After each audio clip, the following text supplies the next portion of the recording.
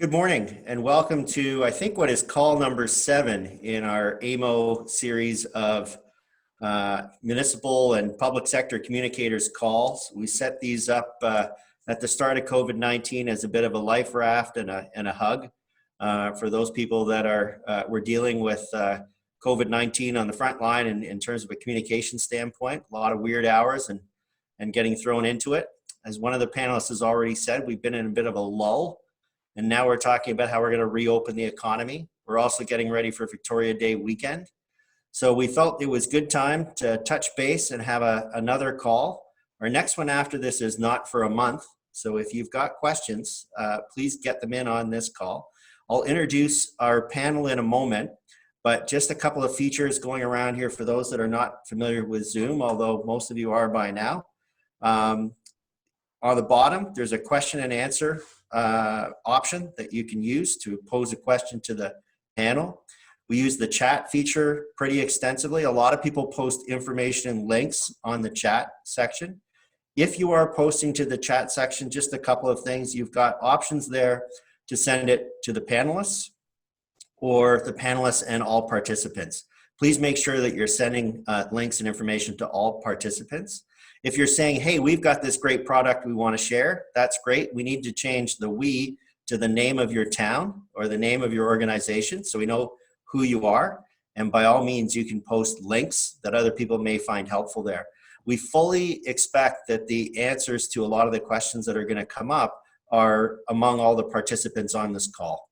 So the panelists are here to make sure that we have some structure, but we really do want that feedback and engagement from those of you who are on this broader call. I'm going to encourage you to get your questions out early. I can tell you high level some of the questions we've received already. How are we preparing for Victoria Day weekend? What kind of materials are being produced, if any, to get ready for Victoria Day weekend?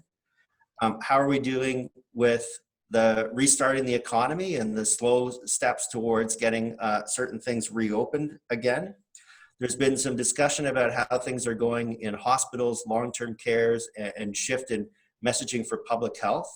And we have a hospital communicator on this call, which is something that we've been looking for a while. So thank you, Jennifer. But on that note, let's go right into the panel in terms of who we've got. I'll start with Jennifer, just because her ears are burning there. Jennifer Hamilton is joining us from Headwaters Healthcare in Dufferin County. We've got Patrick Casey from York Region. Patti McKague from City of London. We've got double teaming from Richmond Hill with Meeta Gandhi and Kathleen Graver. And then we've got Jason Harnett from Gravenhurst reminding us all why he lives in Gravenhurst. Thank you for joining us on the panel, first of all.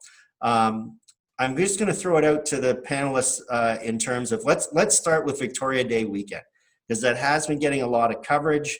The Ford, everybody's been watching Premier Ford in terms of the messages that he provides and then the actions that he's taking.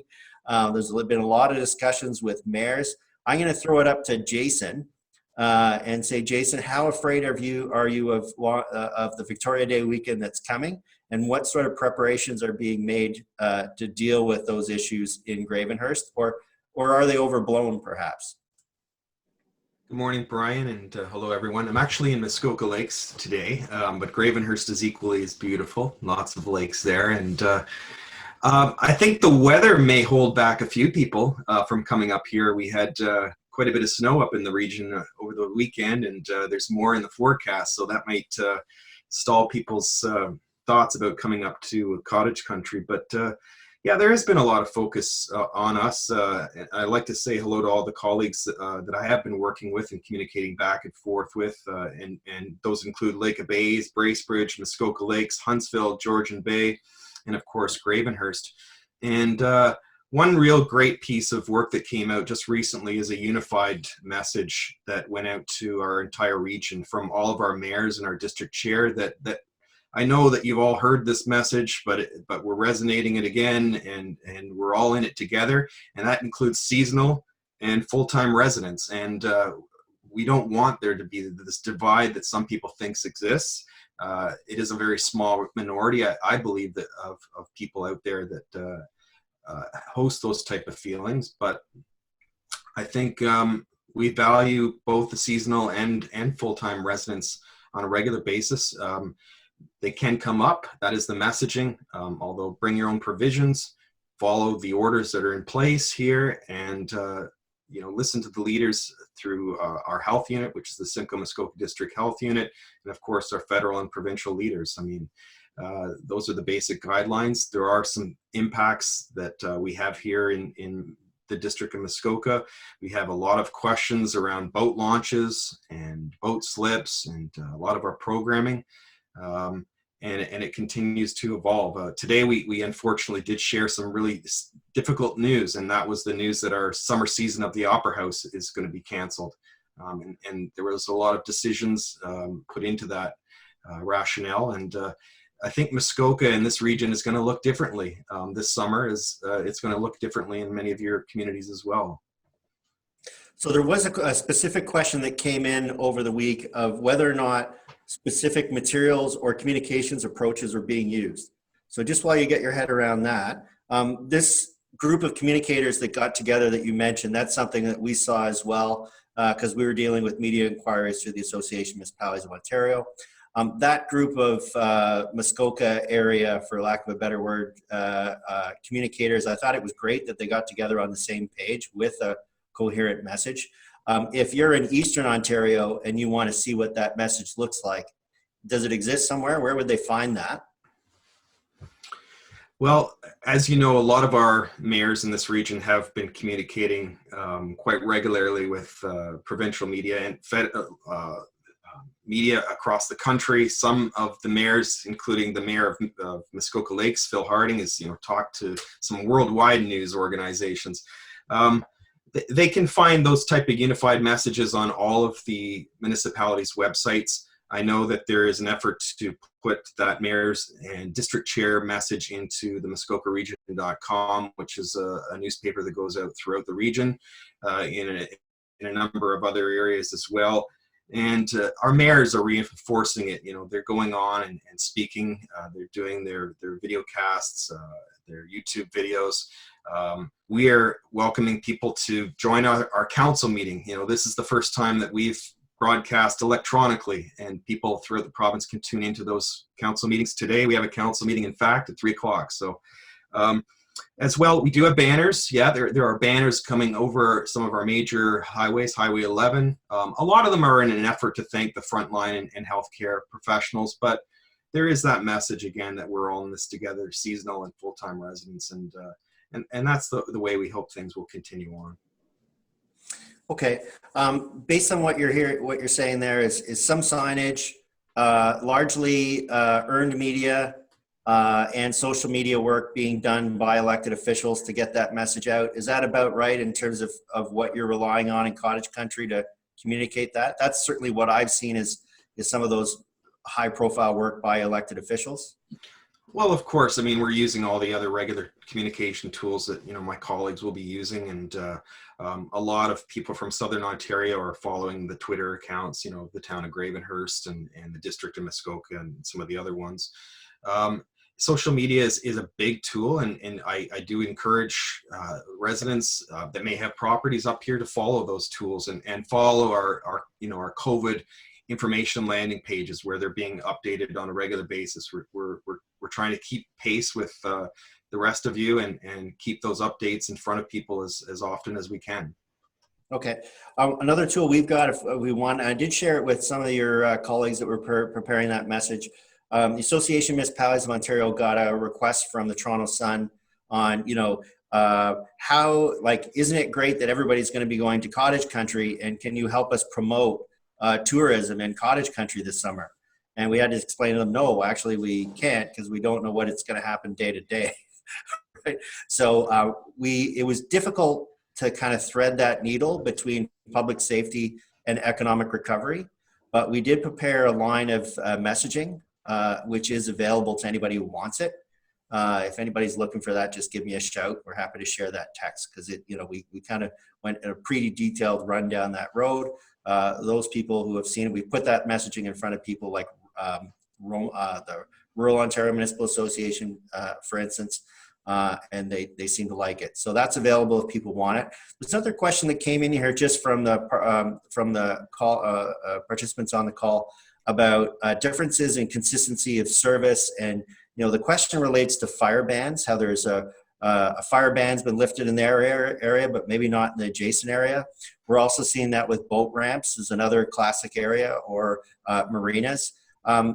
Certainly from a province-wide standpoint, we're kind of giving people a message of call before you dig and check with your local municipality. But, how are you folks dealing with the differences between your municipality versus a neighboring municipality? Or are you? Any thoughts there? I could jump into that one again. I mean, Brian, up here in Muskoka, we are a certain zone under the Ministry of Natural Resources and Forestry.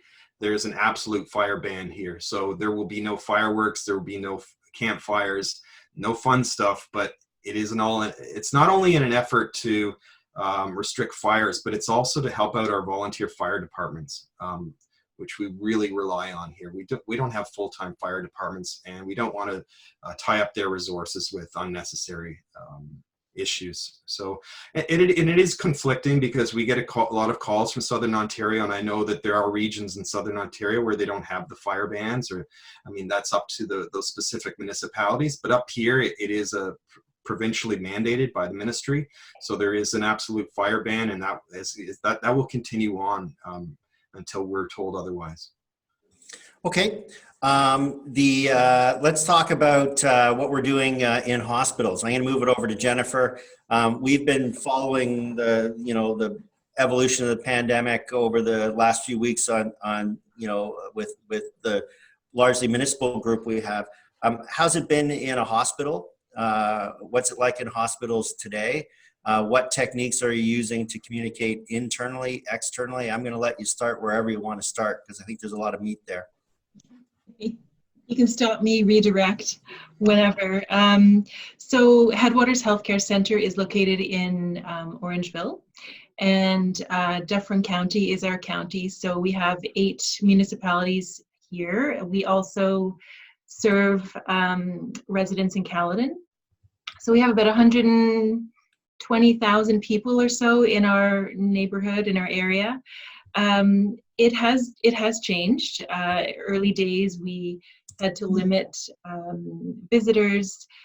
We also stopped volunteers from coming, which is a huge deal for us. We have over 400 volunteers, both inside and outside the hospital, who help run this place. We also had to put in measures to limit exits and entrances, so you can only get into the hospital a couple of ways, and people are screened coming in. So it has changed. People have also been redeployed to other areas to support other teams.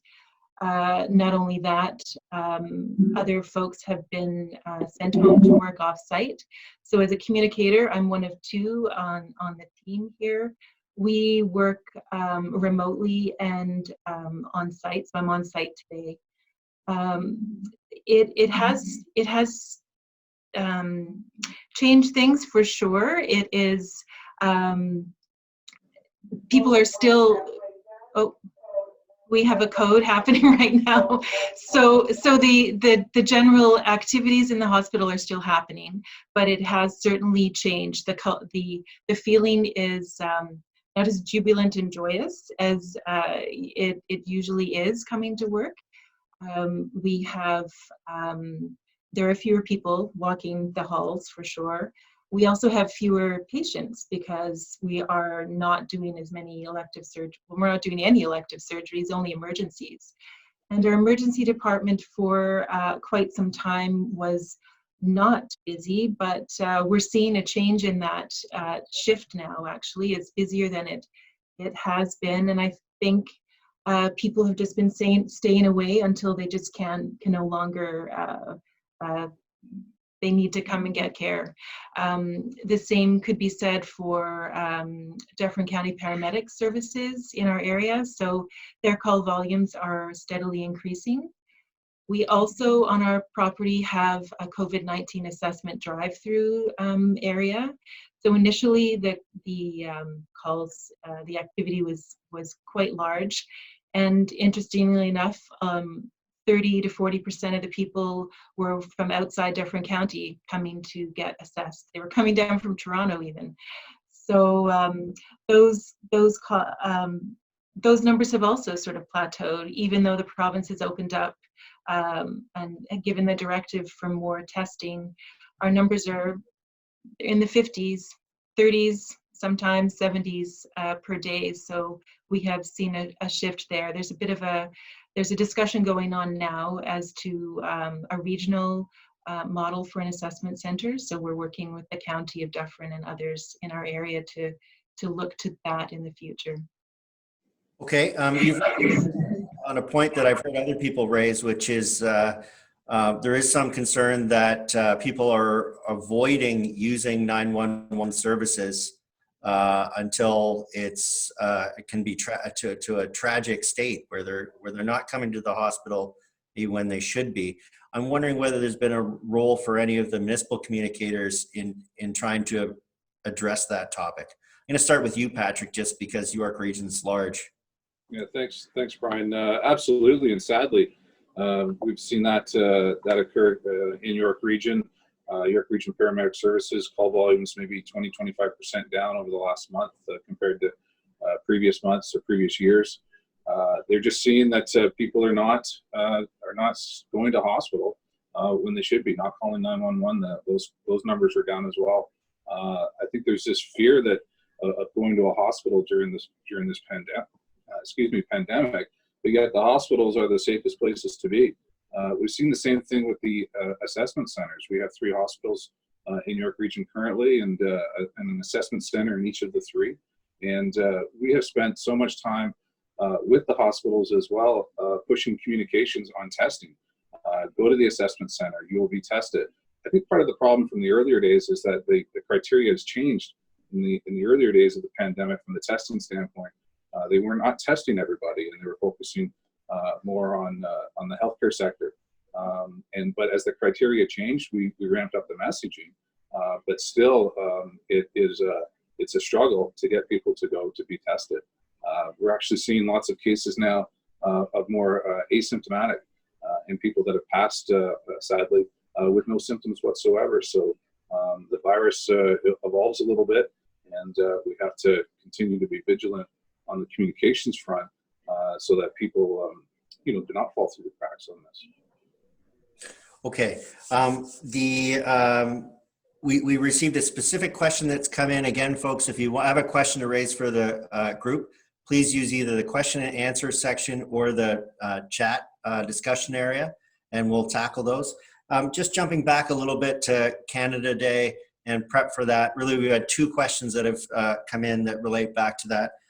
One is, are there any apps or tools that you're using to try to get the message out on Canada Day and prepare for Canada Day?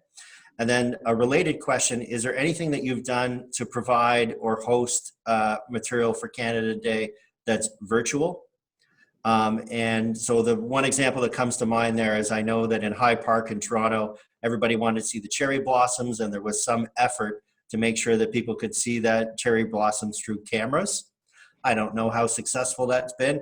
The other one I've heard about is fireworks, and I know there has been an interest by Snapped publication to have virtual fireworks. So London and Richmond Hill are shaking their heads. I want to see if you've looked at anything related to a virtual event there. And just while we're going through that answer, I'm going to challenge Brittany, who is our support at AMO, to see if she can throw up a poll before the call is done, because we also received a question, who's opening their boat ramps and who's not opening their boat ramps. So let's just pose that as a question to the 100 or so people 110 people on the call. Will your boat ramps be open for Victoria Day weekend? Yes or no? So don't be surprised when that polling question pops up. Everybody can just connect on it, and let's see what that looks like. All right, let's turn to virtual Victoria Day weekend. Is that happening anywhere? Has anybody considered this? And what kind of apps are you using to make that possible? Who wants to tackle that first? I'll go. It's actually a really interesting idea. We've struggled both with the fire ban and with fireworks and what we can do. We recognize that people are probably feeling anxious and looking forward to doing something that is, you know, even a little bit normal. So we've really kind of struggled with how we're dealing with fireworks this weekend.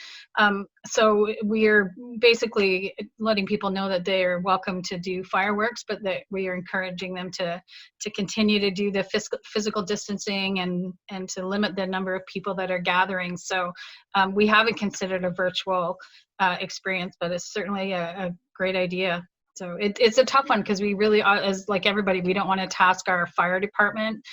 We don't want to put them in situations where they may come in contact with folks who are either symptomatic or asymptomatic. And we also want to limit kind of the demand on the emergency services overall. So it's a bit of a struggle heading into the long weekend for sure. Okay, before I move on to Richmond Hill on that same question, I'm curious to see if you've done anything there. Thunder Bay has a webcam for its landfill. Someone's put this up on the chat group. Again, I'd ask you to send that message out to the panelists and all participants. You sent that message to the panelists. That's news for everybody. If you're using the chat group, make sure you select to all participants. But the message there is Thunder Bay has a webcam for its landfill, so residents can see the traffic. Canada Day will be virtual. They've already decided. All right, so I suspect that some smaller places probably would be great if they threw up a webcam to see if there's bears at the local dump. Would also you can watch that from their desks in Toronto. Meeta, Kathleen, what's going on in Richmond Hill for virtual Victoria Day? Sorry, I was just about to answer and then the poll popped up. So Victoria Day, we're taking a similar approach to what Patti said. We're not banning fireworks for our residents, but we are reminding them of the safety and the rules around gathering. When it comes to Canada Day, which was the original one, so our decisions related to summer programming and events are still heading to council. But we, of course, have been looking into options, including the virtual options for celebrations. We're coordinating with our neighboring communities within the region to see what can be done collectively, or at least consistently, before we land on anything. Recognizing that one of the biggest challenges when it comes to something like Canada Day in a virtual forum is the fact that if the province and the feds are doing something, nothing requires somebody to come to an individual municipality's website or social channels to participate in Canada Day. They could go anywhere that they wanted to. So, the battling for attention will be an interesting one to sort of sort out what programming can look like that would attract an audience within the restraints that we have. Yeah, I mean, along the same line, having if there is a central fireworks display of some kind that is happening, putting out social media content that explains to people tips on using Facebook Live to broadcast our fireworks display. If you had lots of people in a community using Facebook Live at the same time for a fireworks display, that'd probably be very, very powerful. So yeah, there's the question of, can we do it over Facebook Live? But then is there also something we can do to kind of make it as a grassroots thing that gets a ton of people using on Facebook Live, so it goes a bit viral? Just before we continue on this one, the poll, did we close the poll? We got 40 votes. I don't know, I wanted to leave the poll open a bit if we can there, Brittany, I don't know. But I thought this question's really, the results are interesting. It's about 40% have their ramps open, about 60% don't. So I don't know if it's possible to get that back open. I want to see if we get full participation on that one. But I know there's some reporters that's going to be very interested in that. That is probably the most scientific poll we have in the province in terms of whether boat ramps are open on the Canada Day weekend. So that's interesting, or for the Victoria Day weekend. Anybody else looking at doing something virtually in terms of Victoria Day? Anything going on in York Region, Pat? Sorry, Brian, we generally don't host a Canada Day celebration. Our 9 municipalities all do. Okay. All right, looks like our poll went up again. So just a couple things on this poll. If it's, poor Jennifer Hamilton and my screen's getting blocked by the poll, you can move that poll off to the side if it's blocking your view of things. So you can move it around, but let's leave it up for a good long time and see what we get there. Okay, let's start talking about reopening the province.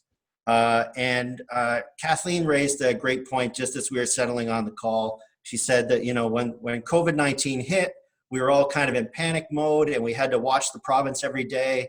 And then we kind of got into a mode where it was more like maintenance communication.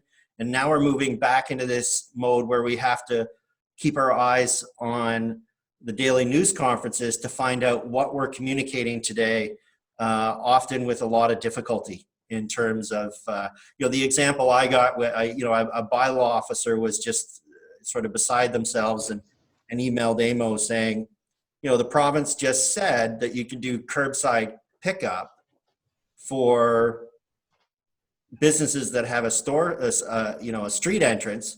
What does that mean? And who do I fine and who do I not fine?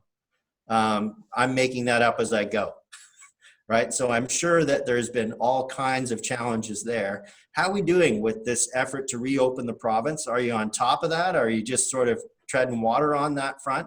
And what are you doing to kind of communicate aspects of that? Anybody want to start on that front? So Brian, I can start.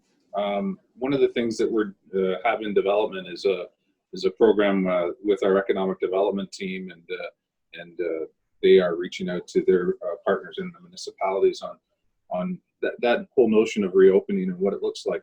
I think from the municipal government sector, we're a little bit ahead because we've remained, our buildings have been closed to the public, but they've certainly remained open to some limited staff. And this notion of, what the grocery stores have done already, limiting traffic, the hand hygiene, directional signage and things in buildings once some of those other businesses open. So this notion of a toolkit for businesses, that's in development to share with them so that they can be ready. The Premier says be ready because, I think it was said in the pre-call, we never really know sometimes what's going to happen at 1 o'clock when the Premier has his daily briefings. So this notion of be ready is very important. I think that the downside to this is, everybody wants to move on with the economy and open it up, whether that's at a trickle or a faster pace. But we're still in an active pandemic, so it's this balance of the work of COVID and then the work of everything else that's coming back online, and trying to maintain that will be difficult in the weeks and months ahead. Anyone else got thoughts on that in terms of how you're managing? I'm also interested, Jason, has this been, what's going on in cottage country in terms of what's going to be open? Because I've also heard mayors saying, cottage country is largely closed, but is this going to be a queue where Main Street and cottage country could actually be fairly busy this coming weekend? It's really hard to say, and I know a lot of people in this region typically look forward to people coming up. It's their bread and butter this time of year, and typically the Muskoka Lakes is prepared for an influx and more people coming to the area. But that being said, there are others that are looking at our COVID pandemic numbers, and they know that they're relatively low in this region, and they feel if more people are up here that those numbers will increase. So it's a really difficult situation to be in. Most stores are closed. Some of the big box stores are open, such as Walmart and Brace stores are beginning to open, but generally most places are closed. I mean, like I said, it is going to be a very different look for people, and if they are expecting something different when they come up here, they're not going to find it. It is relatively quiet, and this, if you're coming up here, you isolate in your place of secondary residence. We're not trying to encourage people to go out. A large part of the reason that the boat launches are open is for people to get to some of their primary residence in some cases. So so there is purpose for some of the decisions that we're making. But there is some gradual opening. I know that people were quite excited when the community gardens reopened, and we're putting measures in place so people can do that safely. A market, the Gravenhurst Outdoor Market.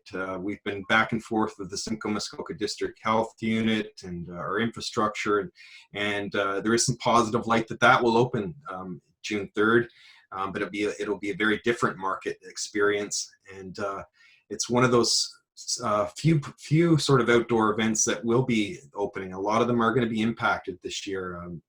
You know, you're not going to see the large antique boat shows with large gatherings of people.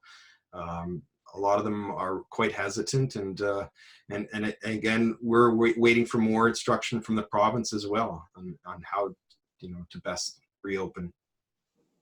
So one of the things I saw coming out of Toronto, it looked like somebody was using, and I don't think it was the city of Toronto, somebody was using open data to create an app that basically showed where your shopping options were in your community.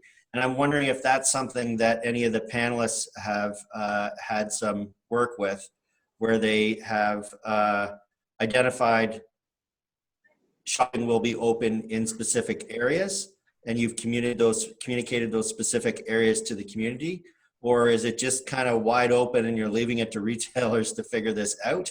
Are you working with your local BIAs? How does that message get out to organize who's opening and who's not opening? I'm going to start with Meeta. So in Richmond Hill, we're working very closely with the Richmond Hill Board of Trade and the BIA, all of the members of Parliament and the provincial representatives as well.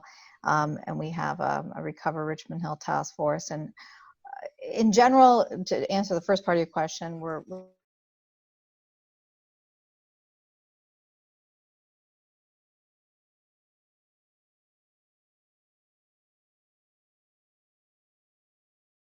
really listening to what their needs are. They're talking to us about support that they need in terms of financial aid and rent support. They're talking to us about support they need, restaurants in particular, on how do you transition to online delivery tools. And then a big piece is how do you get existing businesses to transition a longer term to more of an online presence. So offering tools through programs like Digital Main Street, I know Toronto is doing the same, and offering support that can help existing businesses pivot and expand their markets by becoming more online savvy. Can you expand on those webinars? Are they just Zoom calls like this, or are they produced video, or or PowerPoint presentations? What are they? They're going to be. Could other people access them? Is the other question. Yeah, well, we'll be promoting them. They're going to start in about a week and a bit, and they will be webinars on how to get yourself ready to open up again. So the questions that I think Patrick mentioned, you know, get ready. They're essentially intended to help businesses get ready for starting up. And so we're looking to have them all of the week of the 25th of May.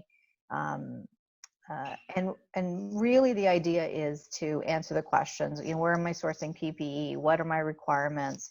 And then there are needs that the different associations have identified. So for example, the business improvement area is saying, can I repurpose part of my parking lot and use it as an outdoor cafe so that I actually have more space and I can allow for physical distancing where needed. So those are the kinds of things we're trying to, what are the options and what are the possible solutions? And along with that, we're doing research internationally to see what is going on in other parts of the world, not just in Ontario and Canada, but what's happening in other parts of the world and how are they using tools to support the local businesses. And so we're looking to share that as well.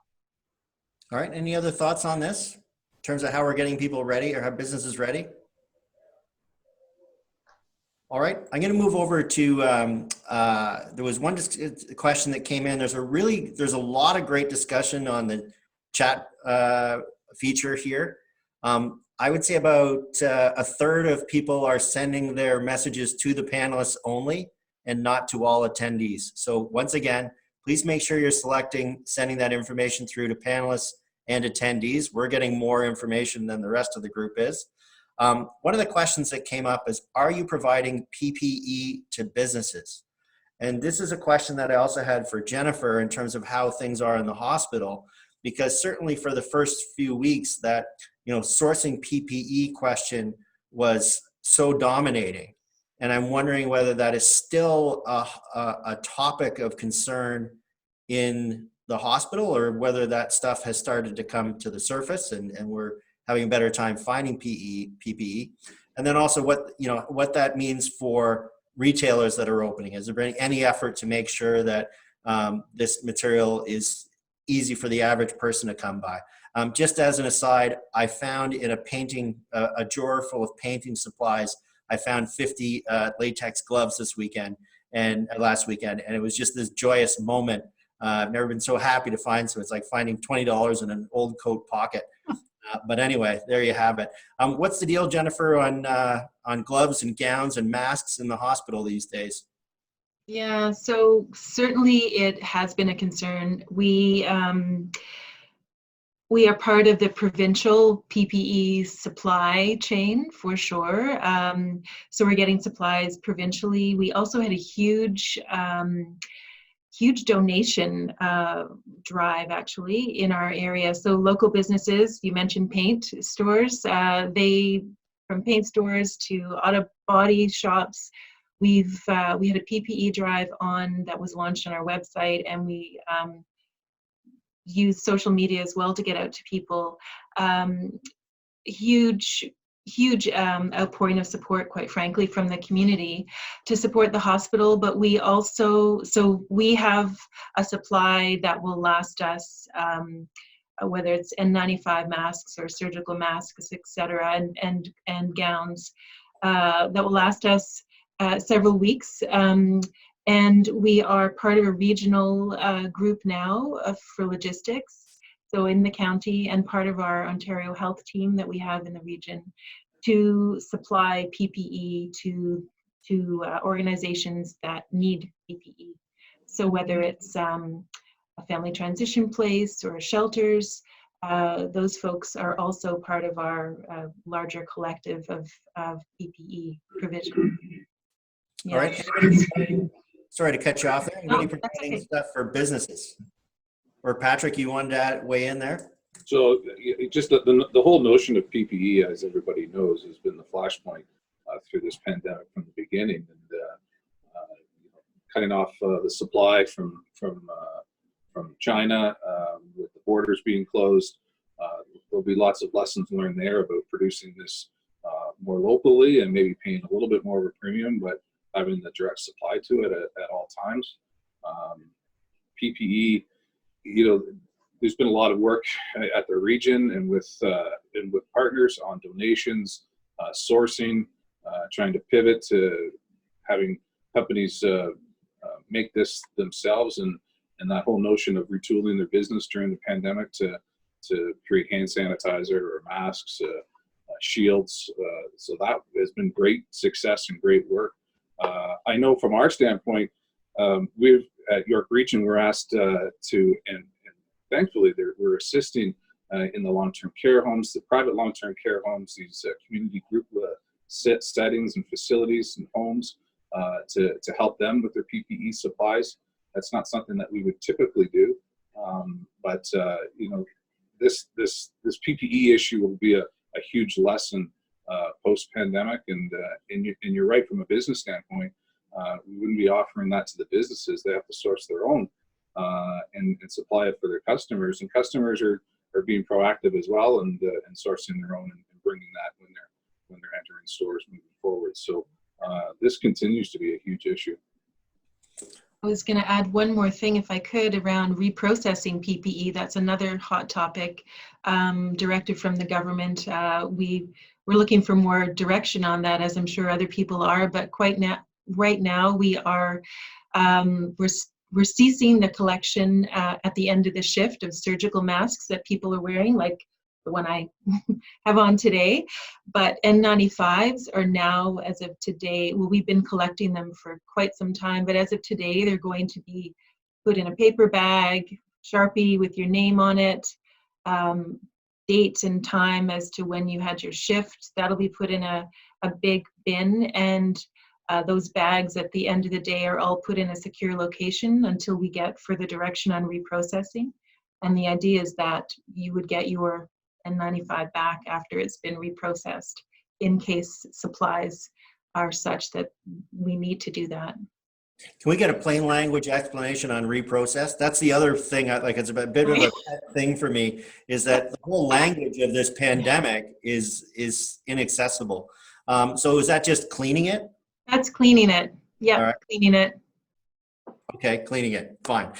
So in the chat box, there's been a lot of people that have been stepping forward with examples of economic development tools and online tools and mapping and things like this that they're using. So again, if you're not using that chat function, you want to have a look there. Cambridge, Hamilton, Caledon, Chatham-Kent, everybody's weighing in with examples of economic development tools that they've created to help get business initiatives moving again in their community. I can't do them all justice, but they're fantastic. When you're sharing that information, again, please remember to share it to all panelists and attendees. Anyone else on this topic of what we're doing to get the community moving again? And actually a question came in for you, Patrick. You mentioned a toolkit for businesses to help to get them up and running. Can you explain what's in that toolkit? Do you know offhand? Yeah, that toolkit is an in development toolkit. So obviously, maybe give us another 3 or 4 days, and we'll be able to share that back with Amo. We're into next week. Okay, great. But it touches on what Kathleen and Meeta were talking about as it relates to some tangible products that the businesses can grab, and from an educational standpoint, and also from an awareness for not only themselves but for their customers. Okay. This has come up on past calls, but I think it's worthwhile checking in right now. Is there anything in particular people are doing in the home stretch, as things kind of settle in with this new normal, to make sure that staff morale is being maintained? And I know in the city of Mississauga, and this is not internal, but the city of Mississauga, the arts community put on a big concert that was a virtual concert. Admittedly, I found out about it after it happened. People said it was great. I didn't even know it was kind of going on. But I'm wondering the extent to which there's been initiatives to kind of keep a smile on people's face internally and externally. Has anybody got anything there? So, sorry. Did you? Yeah, go ahead. No. Internally, it's hard, right? This is an exhausting process for those that are very much involved. Everybody's dealing with it on a personal level, on an individual level, whether you're part of an emergency response or not. And we have had some difficult HR decisions that have had to be made in the last little while as well. So I think this is the time where we start to really pull on the management level to help keep their individual teams motivated as much as possible. There is no normal anymore by any stretch, but certainly some of the things we've tried to do are having open like Zoom lunches and coffee breaks and things where you could have casual conversation with your colleagues, not just fully work focused, so that people can maintain those kind of connections. Finding other ways to keep the spirits, happy-ish on your team calls, whether it's celebrating ridiculous days or people's birthdays or anything that just lightens it up a little bit. But you really have to look at that management team relationship. Because there's only so much sort of top-down communication that can motivate along those lines. We did get our staff involved in a lot of our thank yous to the community. So we had staff submit their own pictures with thank you signs that we could then turn around and use on social or in our publications to show that we are grateful for the efforts of the community for keeping our staff safe as much as the work efforts of our staff themselves. And in terms of the rest of the public, we did messaging the last few weeks.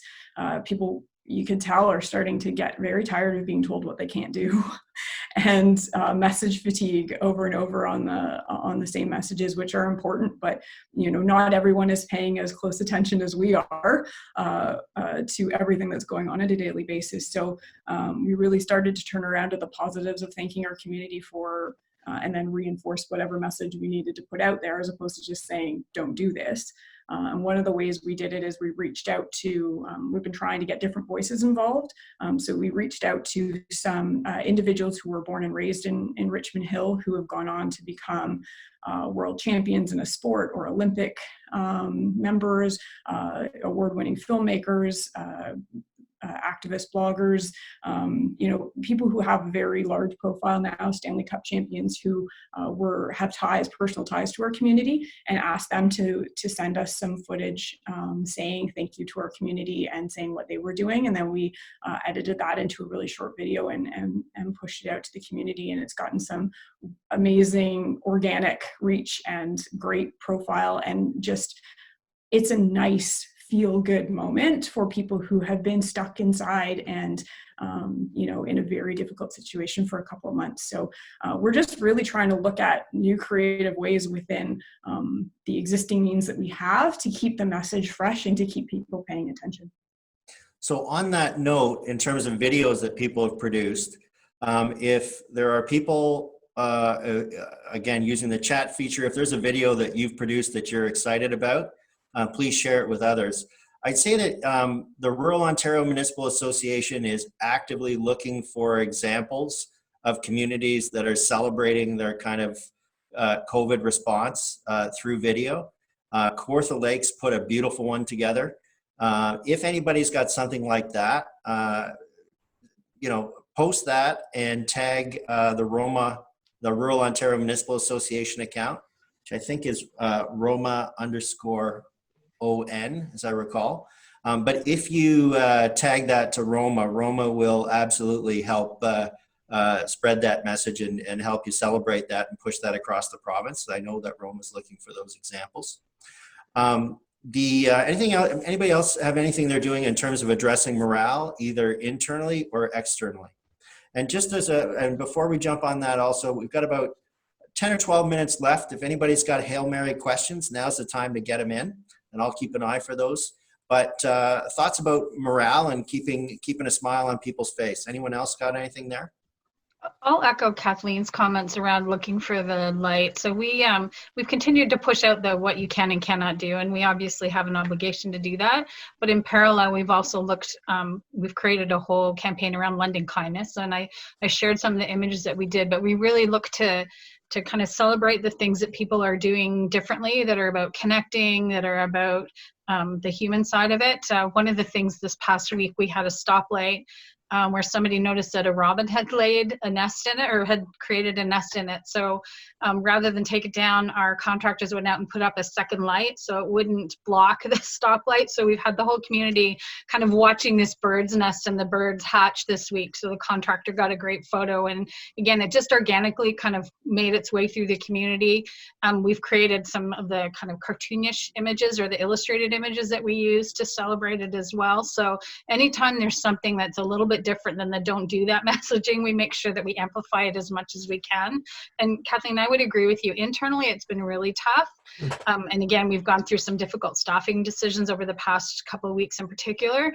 But you're right. What I think really makes a difference is kind of that localized management interaction. And when a management can look to do something like a crazy hat day or a fancy Friday, or anything that just kind of changes the mood on one of these calls, I think it goes a long way. Every day our city manager sends a message to our internal folks, sometimes with factual content, but other times with observations, thanking teams for some of the unique things that they've done through it. So it's very human and very balanced. It's not just all of the facts and all of the rules. It celebrates things that our colleagues are doing as well. But again, I think it's really tough to do that from the top level down, that it has to also be supported through the levels of management that are interacting more directly with their people. Okay, great, thank you. We've received a number of people have sent in videos on the chat line, and we could lose half our audience to people going to watch those videos, or they're probably going to be lost when the call ends. So if these video examples are probably gold, what I'd ask you to do is to either send us that link to the AMO Twitter account or the Roma Twitter account. Petra, I think, is on the line, or somebody there is going to be able to give us both Twitter account addresses. Roma's already up. But if you send us those as a direct link or a post that tags AMO or Roma, almost certainly we will retweet those and push them around the province for you. But that is also a place that people, if they want to see those videos, can make sure that you can see what your colleagues are doing and get some inspiration. One that was interesting that was posted here was somebody created a video of the mayor showing how to ride a bus safely. And that video of how to be safe on the bus performed very well for them. And I could absolutely see why that would work. So again, creative little solution. I know in Guelph, there was a massive discussion in Guelph about, touching the buttons for crosswalks. Often it's just these little pieces these little practical pieces that do resonate with the public very strongly. I think that Guelph crosswalk was probably a moment they want back because it was a real drain. But again, it speaks to the fact that often it's the little things. All right, just as we move into the home stretch, we got about 10 minutes left. I will say that a lot of the material that we're talking about, past material, past recordings, all these things are available on AMO's COVID-19 page. And this recording will go up there as well. So it's such a massive resource. With the last 10 minutes, we've got final thoughts from the panelists about things that have worked, lessons learned, and importantly, what are you working on going forward for the next month? I got to assume most of that is the reopening and the economic development. But is there anything there, if you could talk to everybody in the province and said, we really need to get going on this, what's that moment for the next month? Patrick, you're nodding. Does that mean you're chomping at the bit? No, I'm always chomping at the bit, Brian. I think that two issues for us. One, from a public health standpoint, is this rise of employee-to-employee transmission that we're starting to see already, and with more businesses opening up, we'll unfortunately see more of that. So, flashpoints in time have been the long-term care settings, which still is. Retirement homes, those community settings, but now we're seeing the employee transmission, workplace outbreaks, more clusters of cases in some of these larger businesses that have remained open. So really trying to stay on top of that. And then you're balancing that against this notion of the messaging changing from the stay at home to the stay apart. So we're going to start to see that in the days and weeks ahead. I think the province is going to start to acknowledge that a little bit more over the next little bit. As more people are out in the community, it's not, even though we're still encouraging people to stay at home as much as possible, you have to acknowledge that people are going to start to go out with more businesses being open. And then this notion of staying apart. So the physical distancing, the hand hygiene, and doubling down on that. So it does seem a little confusing at times because on the one side, we really like people to stay at home. But on the other side, we have to acknowledge that this is a bit of the new reality coming forward into I guess we're still into the first phase of the government's 3 phases. And as we continue to go down that path, encouraging people to be vigilant so that we can still have a good handle on the overall situation.